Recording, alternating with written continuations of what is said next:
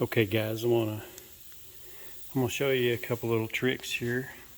If you ever mess with your brake fluid, you see how that's about right there.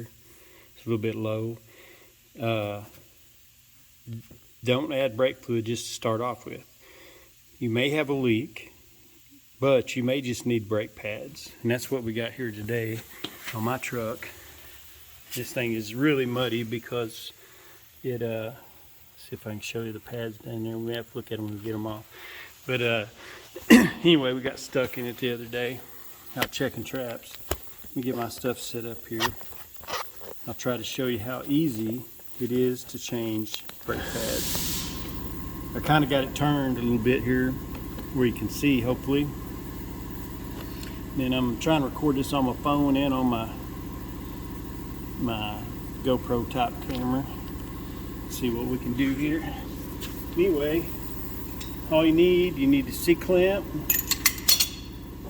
In this particular, this is a 2012 Chevy pickup, four-wheel drive, so it takes a 19 millimeter on this right here, on your bolts that hold your caliper on.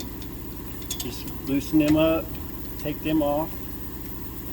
And I'm not saying this, I'm not a certified mechanic, but I've been doing mechanic work for almost all my life. I'm 55. I've been doing it at the company I work for 33 years, and this is the way we've always done it. We've never had a problem. A lot of people say, oh, you can't do it this way. Well, maybe it's not the proper way. I'm not saying it is, but you don't have to bleed your brakes or anything. And then just take your screwdriver, just ease on that a little bit. That's your caliper. And see these plungers, when they push out, that fluid is in there. That's why you don't have fluid up in the reservoir, because it's all down here in your caliper, because it's trying to adjust for the thinness of the brake. So when you put your new pads on, these are going to be pushed back in here, so you're going to push the fluid back up in your reservoir. So when we get done, we probably won't even have to add fluid, but you do want to check it when you get done. And scrape a little bit of this mud out of here. And I did put jack stand underneath there, and I've got it jacked up. And if worse comes to worse, you don't have a jack stand, you can lay your tire down that you pull off and lay it underneath the frame. That's not the best, but it may save your life if something fell. You don't want to get underneath anything anyway, as much as possible, because, and most of y'all know this, but you know, there's a lot of people, a lot of guys and girls that, you know, maybe even if they have a dad or whatever, they may just not know these things, you know. I grew up, my dad was teaching me this since I was a little bitty kid. So it's all I've really done all my life. I mean, I've done other things, of course, but I've always had to do my own mechanic work. And this is your new pads. I'll show you the difference here in just a second. It's crazy.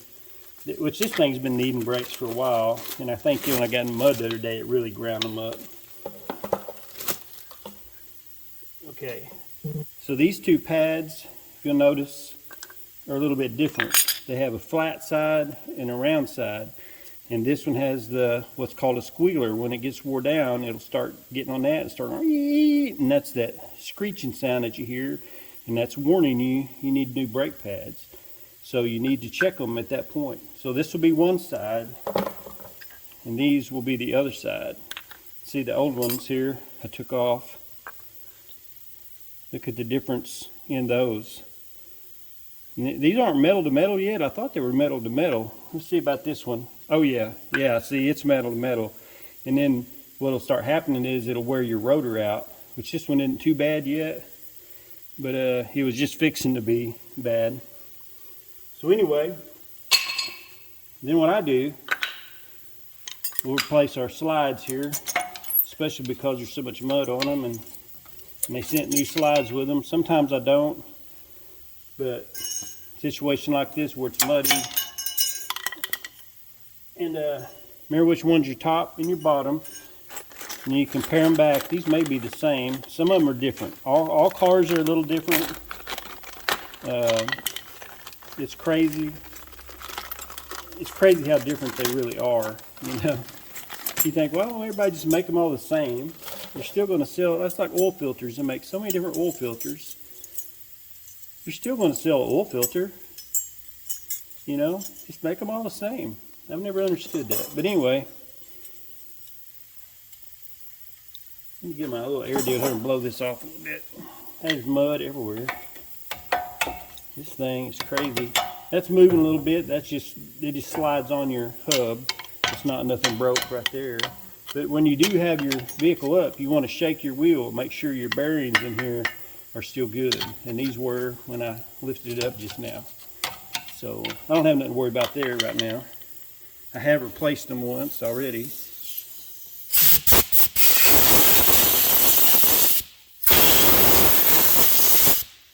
Just kind of get that excess mud out of there, whatever you got to do that. And then take your new slides. I might put them on there backwards or something because I haven't done this in a while. Let's see here. You just don't want them touching your rotor. Make sure I'm getting this on there right. I think these are all the same, they look like. Anyway, they just kind of pop on there. And then your pads set in there and kind of slide as you apply the brake, and then it releases and lets it come back apart. And there's a little hump right there where that goes. And then things are tight. You take your screwdriver, something like that, kind of pop them up on there. You know, it's kind of bent looking there. Knowing me, I may have them all crooked. Anyway, there we go. I think that's going down on there pretty good. This should be the one for this side, and you can see the curve in it will curve to the way your rotor's turning. Okay, yeah, that's going on there good. And then this one right here, they just slide right in these notches right there. And they got little deals in there, little spring things right here to help push them back and release them so they don't stay against your rotor and burn your pads up. Now this is the part where people will probably be controversial about, and that's okay. I may be doing it wrong. Like I say, this is the way we've done it for 30-something years or 40-something years. However long it's been. We just take a C-clamp, put your old pad in here. See if I can do this where you can see it. Put this clamp on there. And you don't want to just crank down on it to start with, just ease it. Ease it in. You'll start seeing these collapse back up in here. And that's what they're supposed to do. But they should go. Don't try to force them too much, because if you get this crooked, and some cars only have one piston right here in the middle. Some cars, I've had some Fords, and I think a foreign car back when I used to work at a gas station.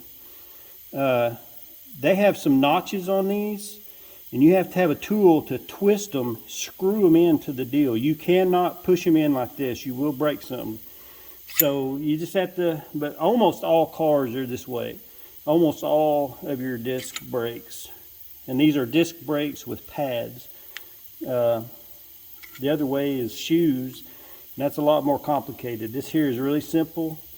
I'm just easing this back in here, and the fluid should start coming back up in my reservoir. Like I say, you don't have to force this. You can just ease it. And when you release your brakes, that's what they do. They just release back, and when you're driving, you know. So what you do is you just compress this all the way back as far as you can. And sometimes it takes a fairly good clamp, you know. But you just want it to go in even. You don't want them to go sideways and get all crooked, because then you'll start busting those cups, because those cups aren't just real heavy duty.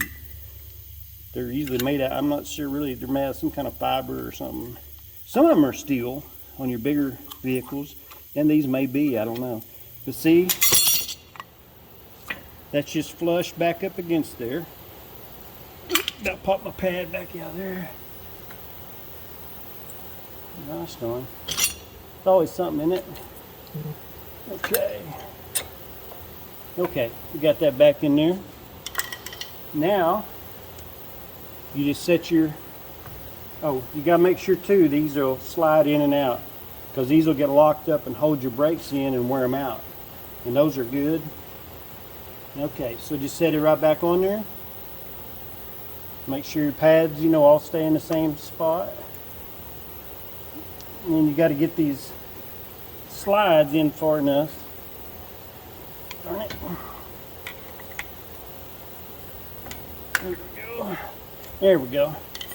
You slide back over there. Put your bolts in there. And you may have to hold on to this pretty good. Sometimes, some vehicles, they won't stay up there at all. Just kind of wiggle it around, let it, screw it in my fingers as much as you can.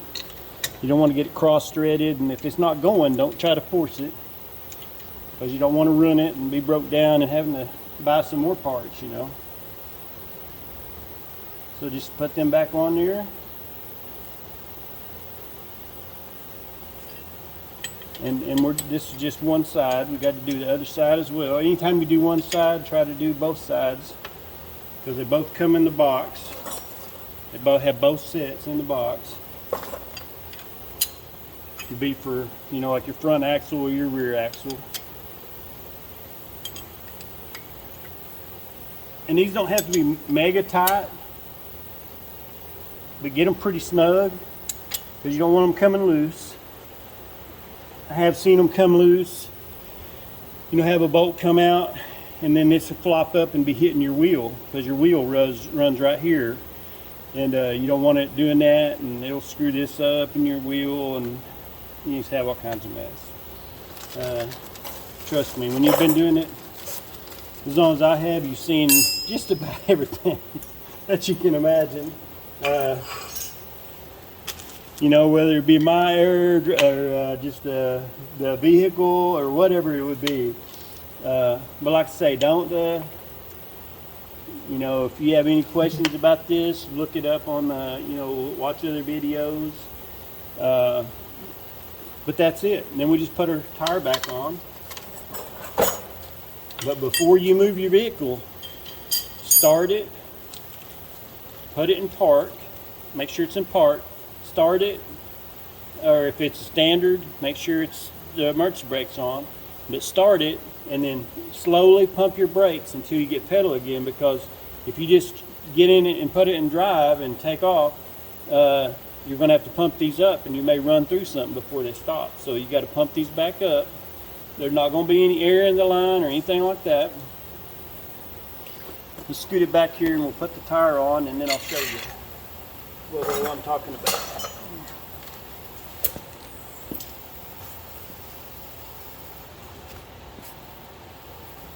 Let me turn the wheel back a little bit.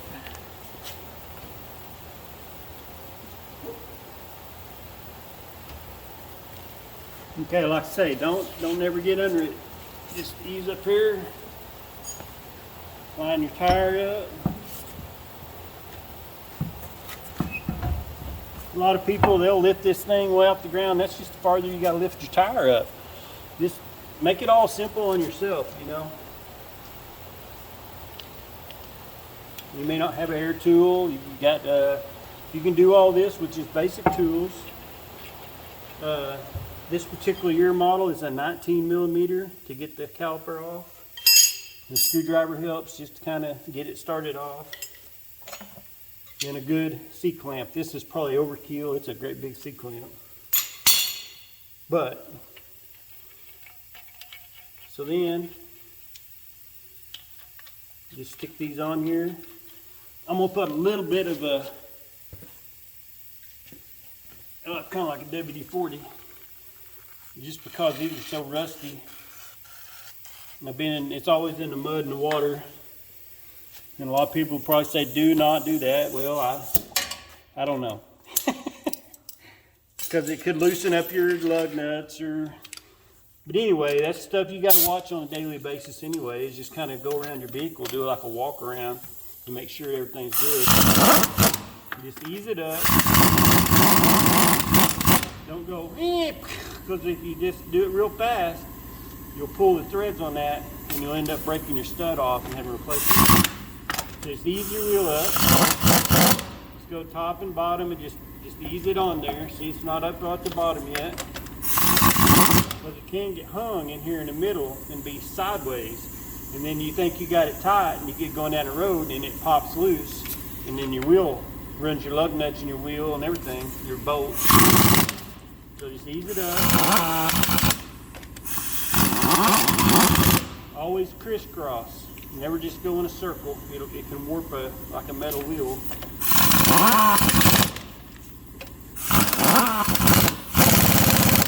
Then you can go ahead and hammer down on it a little bit. Don't just, try to twist it off, but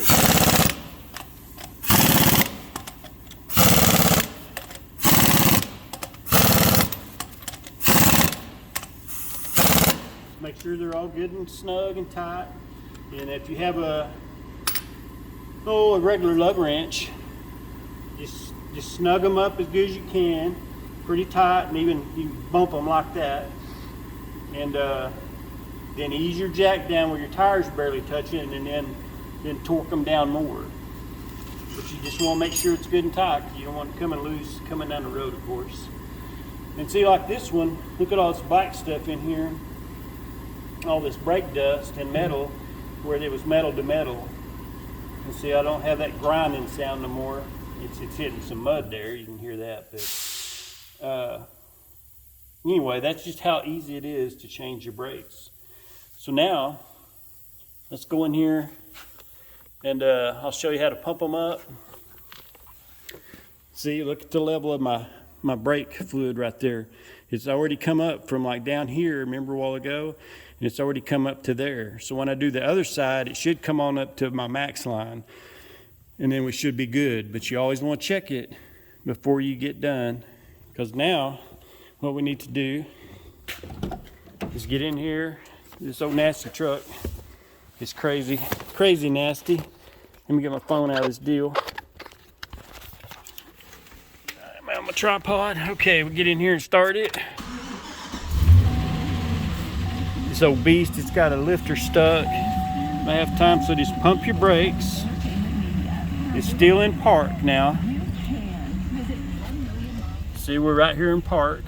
Just keep it in park. I got 1,000 lights on the dash. This thing got all kinds of problems, but she keeps going. So just pump your brakes up. And you got good pedal. There you go. So now you're good to go. But when you do the other side, usually I'll wait to do that until I do both sides, but just for the sake of the video, I'm doing it like this. But anyway, that's just the way we do it. Good or bad, don't know. I got my head deal on for trying to record there. So I'll let the jack down, do the other side, and hope this helps somebody. I know a lot of people, like I said, don't have anybody ever teach them anything, and that's not nobody's fault. I don't mean that, but I was fortunate. That's the way I grew up, was around this stuff, and that's all I've ever known. So to me, it's easy, but to somebody that's never done it, it can be pretty intimidating and pretty scary. But the main thing is just take your time. It's just like a puzzle. You just take it apart and put it back together like it was. And if you with our cell phones and stuff now, you can take pictures of it before, during, and after, and make sure you get it all apart and right. We even do that sometimes when we're doing a big motor job or something. So many bolts and things going so many different places. It's just crazy anymore. Especially wiring, harnesses, which a lot of stuff will only plug into the same spot, but it can get pretty complicated pretty quick. So and in YouTube videos. I mean, I'm sure, you know, everybody does that anyway. But YouTube your videos. Check out, like I say, I'm not certified. I'm not an expert. So if you crash your car, don't blame me. You know what I'm saying? But it is super simple to change your disc brakes like that, those pads. Just don't let it be intimidating to you. It might save you a lot of money. Helpful tip. I went to the parts store this morning and it was $39 at my local Napa. Super good guy. Shout out to him. Don't know if he wants to put it on here or not, but he's an awesome dude.